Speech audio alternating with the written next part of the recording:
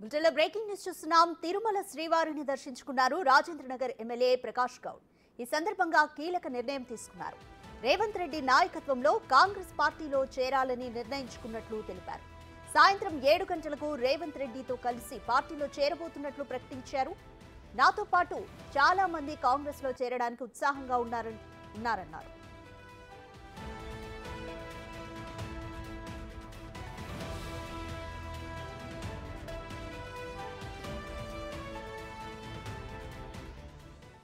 ఇదే విషయానికి సంబంధించి బీఆర్ఎస్ ఎమ్మెల్యే ప్రకాష్ గౌడ్ తో మా ప్రతినిధి దామోదర్ ఫేస్ టు ఫేస్.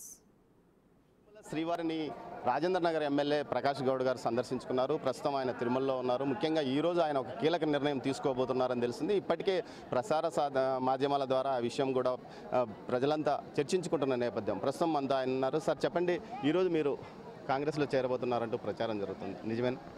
ఈరోజు ముఖ్యంగా కాంగ్రెస్ పార్టీలో నేను రేవంత్ రెడ్డి గారి నాయకత్వంలో పనిచేయని ఆలోచనతో వచ్చినాం. ఎందుకంటే ఈరోజు చూస్తున్నాం, మనం అందరం కూడా ఒక యువకుడు మంచిగా పనిచేస్తాన ఆలోచనతో చేరాలని ఈరోజు పెట్టుకున్నాం. సాయంత్రం 7 గంటలకు ముఖ్యమంత్రి గారి నాయకత్వం, రేవంత్ రెడ్డి గారి నాయకత్వం చేరాలని పెట్టుకున్నాం.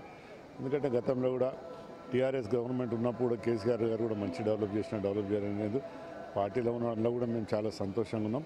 ఇప్పుడు ఏంటంటే ఎందుకంటే రూలింగ్ పార్టీలు ఉంటే కొన్ని సమస్యలు ఉంటాయి. ఆ సమస్యలను తీర్చుకోవాలంటే రూలింగ్ పార్టీలోనే చర్చించుకుంటామని చెప్పి ఈరోజు తీసుకోవడం జరిగింది.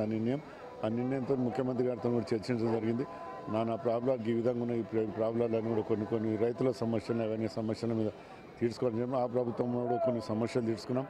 ఏదేమైనా రాజకీయాల్లో మారుతూనే ఉంటాయి అనుకోండి, ఎవరి మీద మనం బురద దుల్లేదు కాదు. ఏదేమైనా కానీ రేవంత్ రెడ్డి నాయకత్వంలో పనిచేసి ప్రజలకందరూ న్యాయం చేయాలని ఆలోచనతో అందుకోనికి ఈరోజు సాయంత్రం 7 గంటలకు గెలవాలని ఆలోచనతో.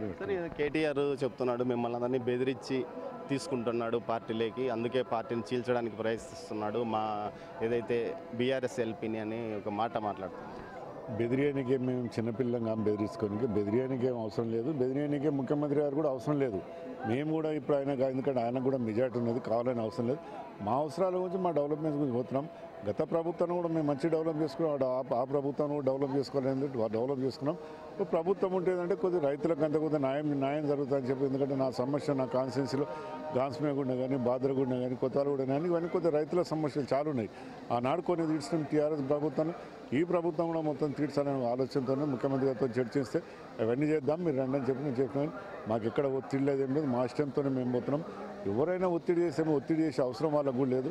ప్రభుత్వానికి మెజార్టీ ఉన్నది, మెజార్టీ అవసరం మా ఇష్టంతో సంవత్సరం చూసినాం. మేము కొన్ని సమస్యలు ఉన్నాయి కానీ తీర్చలేకపోయినాం. ప్రజలందరూ కూడా మమ్మల్ని ఒత్తిడి చేస్తున్నారు. 4 మాటలు గెలిచిన ప్రజలకు ఏం చేయలేకపోతే నేను కూడా ఆలోచించి ప్రభుత్వాన్ని పోయి ముఖ్యమంత్రి గారితో మాట్లాడి మా సమస్యలను కూడా సాల్వ్ చేసుకోవాలని పోతున్నాను. ఈ మధ్య మీరు చంద్రబాబును కలిశారు, మీరు ఇంకా మిగతా మీ పాత మిత్రులంతా. ఆ చంద్రబాబును కలిసిన తర్వాతనే మీరు నిర్ణయం తీసుకున్నారంటూ కూడా బీఆర్ఎస్ వర్గాలు ప్రచారం చేస్తారు. చంద్రబాబు గారు అంత తెలియమంతుడు లేరు లోకం నేను అనుకుంటున్నాను. నేను కలిసిన తర్వాత ఏమన్నా ప్రజలందరూ మంచిగా ఉండాలమ్మా, 2 రాష్ట్రాల్లో ప్రజలు బాగుండాలి, మీరు కూడా బాగుండాలి, ఎక్కడున్నా మంచిగా ఉండండి అన్నాను. కానీ ఆయన ఎక్కడ కూడా పార్టీలకు రావాలి, ఈ పార్టీలకు రావాలి, ఆ పార్టీలకు రావాలని అనలేదు. తెలుగు ప్రజలు ఎక్కడున్నా 2 రాష్ట్రాల్లో ప్రజలందరూ కూడా బాగుండాలి. మేమందరూ కూడా ఎన్టీ రామారావు పార్టీ పెట్టినాక చంద్రబాబు నాయుడు పనిచేసిన మా రాజకీయ గురువు చంద్రబాబు నాయుడు. అందుకని ఆయన కలవడంలో మాకు చాలా సంతోషం ఉంది. ఆయన చెప్పిన వ్యాఖ్యలు కూడా మాకు ఎంతో ఆనందం అనిపించింది. ఇంకా వేరే అయితే మా పార్టీలకు వచ్చేసి రాదు ఏముందని అంటారు. ఆయన అట్లా లేదు, మీరు ఎక్కడున్నా చల్లగా ఉండండి, మంచిగా ఉండండి. ఇప్పుడు నేను కొత్త రాష్ట్రం చేసుకుని నా రాష్ట్రాన్ని బాగా చూసుకోవాల్సి వస్తుంది. దాని తర్వాత ఈ రాష్ట్రాన్ని కూడా చూస్తాను. తెలుగులో 2 రాష్ట్రాలు కూడా బాగుండాలి తెలుగు ప్రజలని. మీరందరూ కూడా చాలా సంతోషంగా ఉండాలి మా గురించి. కానీ ఇక్కడ కూడా ఆయన ఒత్తిడి ఆయనకు అలాంటి బుద్ధి లేదు. చంద్రబాబు నాయుడు అంటేనే నాకు బాగా అభిమానం.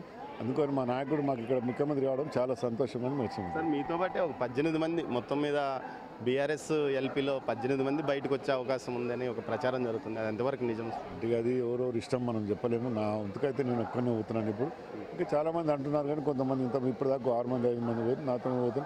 ప్రజలు ఒకటే కోరుతారండి. ఇప్పుడు ఏంటంటే నాయకులు కూడా మేము ఏం కోరుతామంటే డెవలప్మెంట్ ఆలోచిస్తాం. కొన్ని ప్రభుత్వాలు పడిపోవాలని ఇవ్వడం కూడా ఆలోచించాడు. నేను కూడా కేసీఆర్ గారు కూడా చాలా మంచి పని చేసి దాంట్లో మేము కేసీఆర్ని చెప్పేది అవసరం లేదు. ఈ ముఖ్యమంత్రి గారు కూడా ఏంటంటే యువకుడు రేపు బాగా పనిచేస్తారు, మాకు కోరిక 10 సంవత్సరాలు ఈ గవర్నమెంట్ ఉంటుందని ఒక ఆలోచనతో రావడం జరిగింది. ఎందుకంటే రేవంత్ రెడ్డి కూడా తెలియకలేడు, మంచి పని చేస్తారు, మాకు నమ్మకం ఉంది. ప్రజలకు కూడా మాకు కూడా నమ్మకం ఉంది. ఆ నమ్మకంతోనే పోతున్నాం. అప్పట్లో కేవలం కేటీఆర్, కేసీఆర్, హరీష్ రావు, వీళ్ళు ముగ్గురే కనపడేవాళ్ళు. మిగతా నాయకులు కానీ ఎవరు బయటకు కనపడే పరిస్థితి లేదు. వాళ్ళ గురించి ప్రజలు అనుకునేది. ఇప్పుడు కాంగ్రెస్లో మీకు స్వేచ్ఛ ఉంటుంది అనుకుంటున్నాను. లేదు, కాంగ్రెస్లో ఎందుకున్నారంటే మనము ఒక 4 మాటలు గెలిచిన ఎమ్మెల్యే ఆ విలువ నాకు ఉంటుంది. ముఖ్యమంత్రి గారితో మాట్లాడిన ఏముందంటే ముఖ్యమంత్రి గారు నాకు రాజకీయాలు రాకముందు కూడా మంచి స్నేహితం, మంచి కుటుంబం నాకు ఉంటాం మేమందరం కూడా. దాంట్లో మాకు ఎలాంటి డౌట్ ఉండదు, బాగుంటుంది, అలాంటిది ఏం లేదు, బాగుంటుంది. Thank you. ఏదైతే ముఖ్యమంత్రి యువకుడు ఉత్సాహవంతుడైన ముఖ్యమంత్రి రేవంత్ రెడ్డి నాయకత్వంలో పనిచేయడానికి తన నియోజకవర్గ రైతుల అభివృద్ధి కోసమే తాను పార్టీ మారడానికి కాంగ్రెస్లో చేరడానికి నిర్ణయం తీసుకున్నాను. ఇందులో ఎవరి ఒత్తులు లేవు. ముఖ్యంగా చంద్రబాబు నాయుడు పేరు చెప్తూ కొంతమంది అనవసర ప్రచారం చేస్తున్నారని, ఆయన చంద్రబాబు నాయుడు ఒక దార్శనికుడు, ఆయన నాయకత్వంలో తాము పనిచేశాము, రాజకీయాల్లో ఆయన వద్ద ఓనామాలు దిద్దుకున్నాము, అందుకే ఆయన కలవడానికి వెళ్ళాం కానీ ఇలాంటివేమీ ఆయన తామకు చెప్పలేదని, భవిష్యత్తులో కూడా ప్రజల యొక్క ప్రయోజనాల కోసం తాను ముందుకు పోతానని ఎమ్మెల్యే ప్రకాష్ గౌడ్ గారు అంటున్నారు. కెమెరా పర్సన్ రాజేష్తో దామోదర్, తిరుమల నుంచి.